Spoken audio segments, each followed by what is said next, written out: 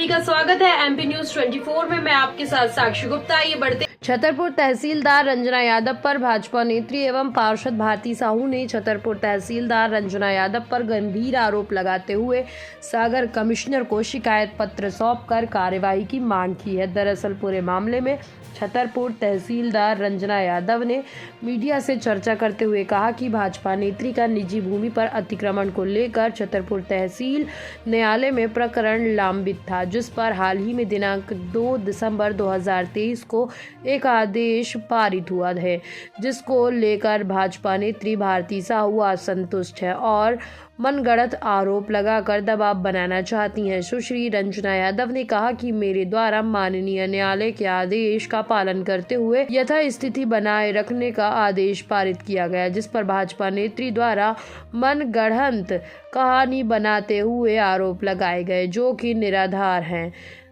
छतरपुर तहसीलदार रंजना यादव ने बताया कि भाजपा नेत्री भारती साहू का सौरा मंडल में एक केस था, जो कि अपर कलेक्टर महोदय द्वारा ट्रांसफर करके मुझे दिया गया, जिसमें मेरे द्वारा विगत 2 दिसंबर को आदेश पारित किया गया था।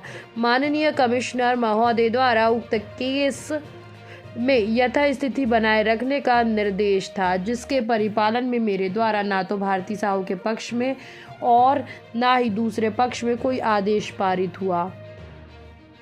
यह धारा 250 का केस था और अगर भारती साहू को लगता है कि वो ऊपरी अदालत में अपील कर सकती हैं।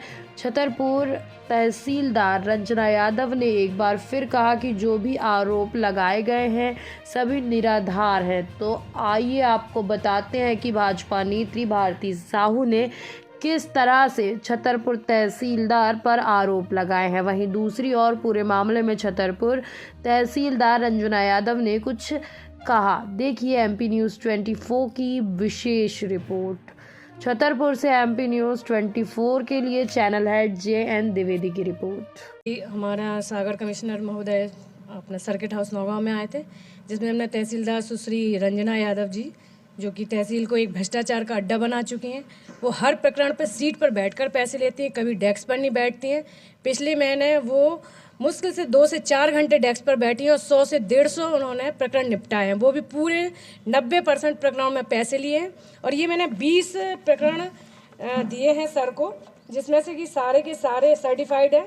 और इसमें इन प्रकरणों में कम से कम 1 करोड़ की रिश्वत मैडम के द्वारा ली गई है। कौन सी तहसील में पदस्थ है? मैडम छतरपुर तहसील में पदस्थ है। और जब से आई है मेरी तो एक ही निवेदन है आपके चैनल के माध्यम से सभी से और सर से, कलेक्टर महोदय से यही निवेदन है कि कृपया इनकी जांच करवाई जाए। क्या आप कमिश्नर साहब से सीधे मिली? इसके पहले आपने छतरपुर SDM या कलेक्टर साहब से मुलाकात की थी क्या? कल हम गए थे तो मैडम से बात करी, इस पे चर्चा करी। मैडम का कहना था कि आपको जो मेरा बिगाड़ना हो बिगाड़ लीजिए, मेरा कहीं कोई कुछ नहीं बिगाड़ सकता, आपको जो करना हो कर लीजिए। मैडम का भी एक आरोप कहना है कि जमीन से संबंधित आपके कुछ काम थे वो नहीं किए, इसलिए आप उसकी भी जांच करवाए ना, मैडम से कहें उनसे जांच करवाए। मैं से पैसे मांगेगा, मैंने पैसे दिए, उसके बाद भी उन्होंने नहीं किया। कितना पैसा दिया आपने? मैंने 20,000 रुपए दिए थे और मैडम ने अगले आदमी से 50,000 रुपए लिए और मैडम लिख के दिया है। आप तो उस प्रकरण की भी जांच करवाएं। वो 20 प्रकरण में मेरा भी प्रकरण है, मैं भी जनता हूँ, मैं भी इस क्षेत्र की निवासी हूँ, मैं पाकिस्तान से आई नहीं हूँ। मैं तो कहती पूरे प्रकरणों की जांच करवाएं आप। कमिश्नर साहब क्या आश्वासन दे रहे हैं आप कमिश्नर साहब ने कहा कि हम सारे प्रकरणों की जांच करवाएंगे।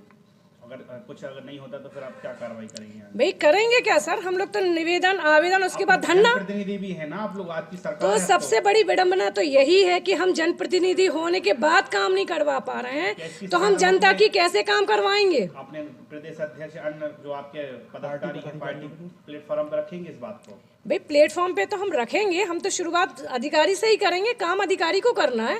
आप तो जांच करें, भ्रष्टाचार को आपने चरम पे बनाया हुआ है, डेस्क पर आप बैठती नहीं हैं, आपको 2 आपने वकीलों को बनाया हुआ है अपना दलाल, उन दलालों के माध्यम से आप पैसा लेती हैं और जो पैसा नहीं देता उनका निरस्त करती हैं और जो पैसा देता उनका आप काम करती हैं। भारती साहू मैडम का सौरा मंडल में एक केस था, जो अपर कलेक्टर महोदय के द्वारा ट्रांसफर करके मुझे आदेश करने हेतु उस फाइल को ट्रांसफर किया गया था, और जिसमें मेरे द्वारा 2 दिसंबर को आदेश कर दिया गया। आदेश के पूर्व में माननीय कमिश्नर महोदय के यहाँ से उसमें यथास्थिति रखने के लिए निर्देशित किया गया था। एक आदेश हुआ था जिसके परिपालन में मैंने ये केस ना तो भारती साहू मैडम के पक्ष में हुआ है, ना ही दूसरे पक्ष में हुआ है। ये 250 धारा का केस था और मुझे लगता है यदि मैडम भारती साहू जी जो कि एक जनप्रतिनिधि हैं, बुद्धिजीवी वर्ग से आती हैं, यदि कोई केस उन्हें ऐसा लगता है कि उनके पक्ष में नहीं हुआ है, तो वह मेरी अदालत एक बहुत छोटी-सी अदालत है, तहसीलदार कोर्ट बहुत छोटा-सा कोर्ट होता है, उससे अगली अदालत में जा सकती हैं। ये स्टेप बाय स्टेप एक अदालत होती है जिसमें व्यक्ति के मन का यदि कोई आदेश नहीं होता वह अपील कर सकता है। यदि उन्हें ऐसा लगता है वह संतुष्ट नहीं है तो वह अपील कर सकती हैं वरिष्ठ न्यायालय में।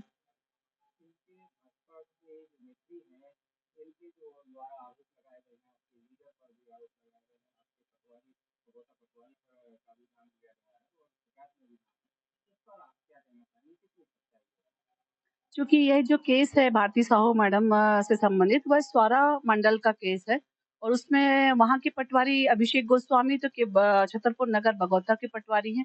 सारे जो उनके द्वारा लगाए गए आरोप हैं वो सरासर निराधार हैं और यदि उन्हें ऐसा लगता है कि मेरे द्वारा किसी तरह की गलती की गई है, तो वह वरिष्ठ न्यायालय में अपील कर दें और बाकी अन्य जो आरोप है उसमें वो जाँच करा सकती है। मैं जाँच हेतु तैयार हूँ।